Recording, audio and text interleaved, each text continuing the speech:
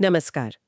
आज हम उन सिस्टम्स की दुनिया में झांक रहे हैं जो हमारे लिए ऑनलाइन सब कुछ तय करते हैं, मतलब रिकमेंडेशन सिस्टम्स। हाँ, वही जो हमें बताते हैं कि अगला वीडियो कौन सा देखें या कौन सी किताब खरीदें। बिल्कुल। और इसके लिए हम एक लेख देख रहे हैं, machines that predict how recommendation systems know you better than you do. कोशिश यही है कि समझें कि ये तकनीक काम कैसे करती है। और इसका असर क्या है हम पर, हमारे डिजिटल जीवन पर। सही कहा।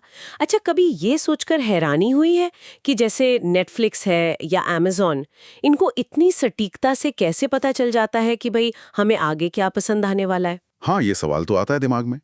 लेख भी यहीं से शुरू होता है कि ये कोई जादू वादू नहीं है। हाँ, ये तो मशीन लर्निंग है जो पर्दे के पीछे लगातार हमारे डिजिटल फुटप्रिंट्स को देख रही है। बिल्कुल। ये सिस्टम्स आप कह सकते हैं कि स्मार्ट फिल्टर जैसे हैं। इंटरनेट पर इतनी सारी जानकारी है, इतने सारे विकल्प हैं। हाँ, था है बिल्कुल। वे उनमें से हमारे लिए वो चीजें चुन कर लाते हैं जो शायद हमें सबसे ज्यादा पसंद आए या जिनकी हमें जरूरत हो। तो ये सिर्फ सुझाव नहीं है, ये हमारे अनुभव को एक तरह से बना रहे हैं। हाँ, बिल्कुल शेप कर रहे हैं। और इसके पीछे लेख बताता है कि दो मुख्य तरीके हैं। एक तो है कंटेंट आधारित, हाँ, कंटेंट बेस्ड। जो ये देखता है कि हमने पहले क्या पसंद किया था। जैसे अगर मैंने साइंस फिक्शन फिल्में देखी तो वो मुझे वैसी और फिल्में दिखाएगा। सही। और दूसरा है कोलैबोरेटिव फिल्टरिंग। ये शायद और भी ज्यादा मजेदार है। अच्छा। वो कैसे? ये देखता है कि हमारे जैसे जो दूसरे लोग हैं वो क्या पसंद कर रहे हैं। मतलब अगर कुछ लोगों ने वही किताबें खरीदी जो मैंने खरीदी हाँ। और उन्होंने एक कोई खास नई किताब भी खरीदी है, तो सिस्टम मुझे शायद वो किताब सुझाएगा। अरे वाह! हम्म, तो ये ग्रुप्स बनाकर समझता है। हाँ, एक तरह से। और कई प्लेटफॉर्म्स तो आजकल दोनों का मिक्सचर इस्तेमाल करते हैं, हाइब्रिड मॉडल। ताकि सुझाव और भी ज्यादा पक्के हो। बिल्कुल, ज्यादा सटीक। ये तो सच में हर जगह है फिर। जैसे स्पॉटिफाई की वो प्लेलिस्ट जो एकदम मूड से मैच कर जाती है। हाँ, या यूट्यूब पर वो वीडियोस जो बस चलते ही जाते हैं, घंटों निकल जाते हैं। सही कहा। और अमेज़न पर वो सेक्शन नहीं होता, जिन लोगों ने ये खरीदा उन्होंने ये भी खरीदा। हाँ हाँ, वही। ये सिस्टम सिर्फ हमारे क्लिक या खरीदारी से नहीं सीखते। लेख में ये बात भी है कि ये इस बात से भी सीखते हैं कि हमने किसी चीज पर कितना वक्त बिताया। अच्छा। और किसको नजरअंदाज किया ये भी? हाँ, वो भी। हर एक्शन, चाहे वो छोटा सा स्क्रॉल ही क्यों ना हो, वो एक डेटा पॉइंट बन जाता है इनके लिए। बाप रे। इसे समझने के लिए एक आसान सा उदाहरण सोचें। मान लीजिए हमें अंदाजा लगाना है कि किसी को सुबह कॉफी पसंद आएगी या चाय। हम्म। अगर हमें ये पता हो कि उसके जैसे टेस्ट वाले 1000 और लोग हैं और उनमें से 900 ने नाश्ते के बाद कॉफी पी थी, तो हम कॉफी सुझाएंगे। हाँ, पूरे भरोसे के साथ। मशीन लर्निंग यही काम करती है, लेकिन लाखों लोगों और हजारों लाखों चीजों के साथ, और वो भी सेकंडों में, रियल टाइम में। तो ये असल में पैटर्न ढूंढने वाली मशीनें हैं। ये देखती हैं कि कौन सी चीजें या कौन से लोग एक दूसरे से मिलते जुलते हैं। हाँ, बिल्कुल, बिल्कुल सही समझा। ये सिस्टम्स लगातार डेटा जमा करते हैं, फिर लोगों और चीजों के बीच समानता स्कोर बनाते हैं। स्कोर? हाँ, कौन कितना मिलता जुलता है, और फिर सबसे ज्यादा स्कोर वाले सुझावों को ऊपर रखते हैं। अच्छा। इसके लिए जाहिर है कॉम्प्लेक्स मैथ्स और काफी कंप्यूटिंग पावर चाहिए होती है, तभी ये सब रियल टाइम में हो पाता है। लेख में कुछ टूल्स का जिक्र है, जैसे साइकिट-लर्न, टेंसरफ्लो। हाँ, मैंने सुना इनके बारे में। ये डेवलपर्स को मदद करते हैं ऐसे सिस्टम बनाने में।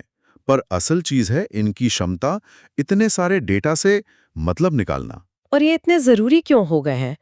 क्या सिर्फ इसलिए कि हमें बिजी रखते हैं और कंपनियों की बिक्री बढ़ती है?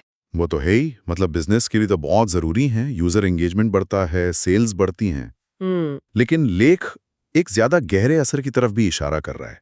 ये सिस्टम सिर्फ हमारी पसंद को दिखाते नहीं हैं, बल्कि धीरे धीरे उसे बनाते भी हैं। बनाते हैं? कैसे? ये तय करते हैं कि हम कौन सी खबरें ज्यादा देखेंगे, कौन से गाने सुनेंगे, किन लोगों से ऑनलाइन जुड़ेंगे। तो अनजाने में ही सही, ये हमारे व्यवहार को और शायद हमारी सोच को भी प्रभावित कर सकते हैं। यहीं पर वो फिल्टर बबल वाली बात आ जाती है ना, जिसका जिक्र है लेख में, कि ये सिस्टम्स हमें वही चीजें ज्यादा दिखाते हैं जो हमें पहले से पसंद है या जिनसे हम सहमत हैं। हाँ, बिल्कुल।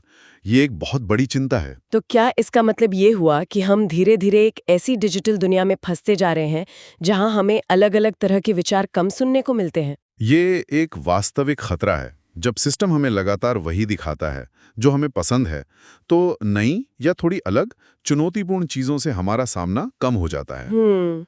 इससे वो बन जाता है जिसे इको चैम्बर कहते हैं, जहां हमारी अपनी ही सोच, अपनी ही मान्यताएं हमें बार बार अलग अलग रूपों में सुनाई देती हैं। तो जो तकनीक हमें जोड़ने के लिए बनी थी, वो अनजाने में हमें सीमित भी कर सकते हैं। हाँ, ये एक अजीब सी स्थिति है, पैराडॉक्स है। तो लेख का निचोड़ ये लगता है कि मशीन लर्निंग अब सिर्फ काम को ऑटोमेट करने का जरिया नहीं है, ये हमारे डिजिटल अनुभवों को पूरी तरह से क्यूरेट कर रही है, मतलब संवार रही है, चुन रही है हमारे लिए। बिल्कुल। और ये जितनी बेहतर होती जा रही है, हम इसके काम करने के तरीके पर उतना ही कम ध्यान दे रहे हैं। वो बस बैकग्राउंड में चलती रहती है। हाँ, अदृश्य हो गई है लगभग। सही कहा, और इसकी यही अदृश्यता इसकी सबसे बड़ी ताकत भी है और शायद सबसे बड़ी चुनौती भी। ये जिंदगी आसान बनाती है, लेकिन सवाल भी खड़े करती है कि हमारे जो चुनाव हैं, वो कितने सच में हमारे हैं। तो चलिए इसी सवाल के साथ आज की बातचीत को रोकते हैं। एक सवाल श्रोताओं के लिए भी सोचने को। जब एल्गोरिदम हमारे लिए इतने सारे फैसले कर रहे हैं, क्या देखना है, क्या सुनना है, क्या पढ़ना है, तो हमारी अपनी आजाद मर्जी का क्या? गहरा सवाल है। क्या हम अनजाने में बस वही चुन रहे हैं जो हमें दिखाया जा रहा है, या ये सिस्टम वाकई हमारी अपनी इच्छाओं को हमसे बेहतर समझ रहे हैं? सोचने वाली बात है।